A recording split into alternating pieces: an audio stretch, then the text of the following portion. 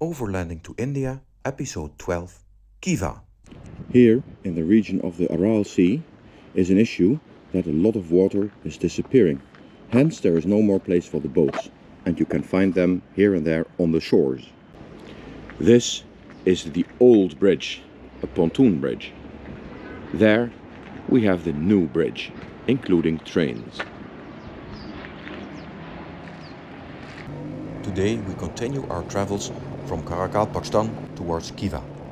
Luckily, there is no more bad desert road, but we have quite decent roads now. What we do see alongside the road is typical for the country of Uzbekistan.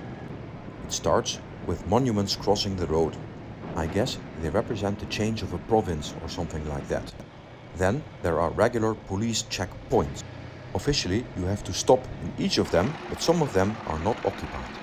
Then there is a typical range of vehicles on the road. It begins with some tractors with a strange three-wheel shape. I have not seen them elsewhere, only in Uzbekistan. Probably they are built locally. Then, as indicated in a previous video, you can see overloaded vehicles on every street. Many of them are older types of former Soviet vehicles. Especially common are types of Lada, Moskvich and Volga brands. Also, old Soviet-style trucks are in use, mainly of the Gaz company and also of the company Kamaz. These run on the poor quality of fuel with which we struggled the past few days. Also, many vehicles have been converted to methane or propane gas. Not only trucks, also private vehicles. In agriculture, we see a similar phenomenon of overloaded vehicles. Hay is usually stacked as high as it can go regardless of the weight. There are also some live cattle transports. The military also makes use of older style Soviet vehicles. Now I think it's enough for my lesson of the vehicles used in this former Soviet republic. But not before we say goodbye to an old Jupiter motorcycle with a sidecar, homemade. Eventually we arrive in the city of Khiva. We made a reservation in a medrassa in the center of the city. Unfortunately, it's not so easy to reach by motorcycle. The city is closed and we have to drive over a pedestrian area. It gives me the chance to pass by the beautiful city walls. The medrassa is an old Islamic school, and this one has been restored and been rebuilt as a hotel. Our rooms are in the former classrooms. They are simple yet tasteful and equipped with everything that you need. It is one of the nicest places where we have stayed until now. The owner tells us that we're the first guests with motorcycles in his hotel.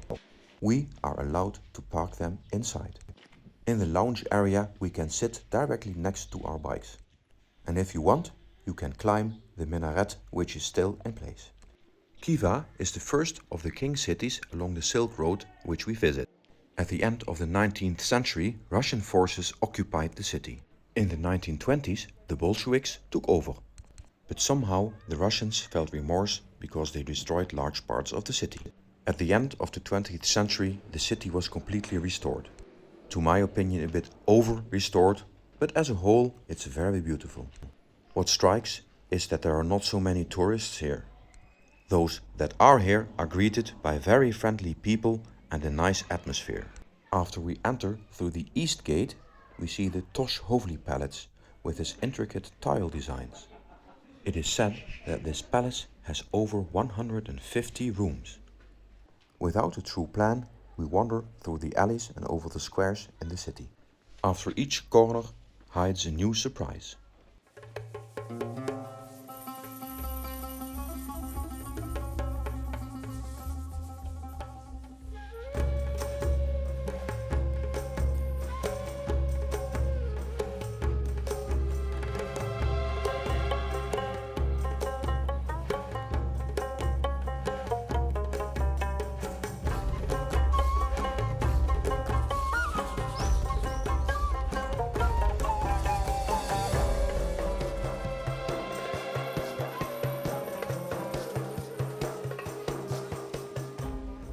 Then we decide to climb the Islam Hoya minaret.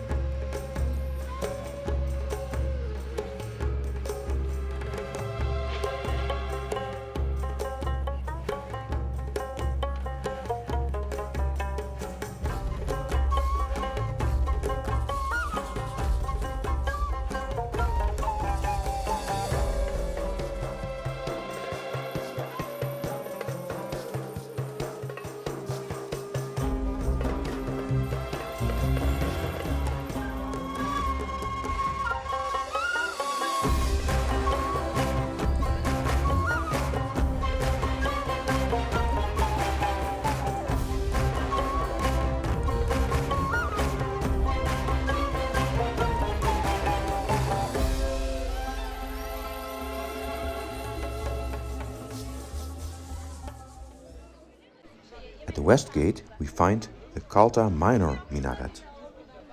The build started in 1851, but in 1855 the Khan who wanted to build it died.